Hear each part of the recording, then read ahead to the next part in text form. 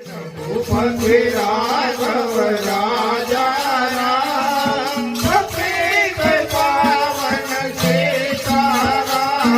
એ રાજ તિલકની કરી રે તૈયારી રાજ તિલકની કરો રે તૈયારી રાજ તિલકની કરી રે તૈયારી રાજ તિલકની કરી રે તૈયારી કઈ કઈ એ ત્યારે બાજી બગાડી કઈ કઈ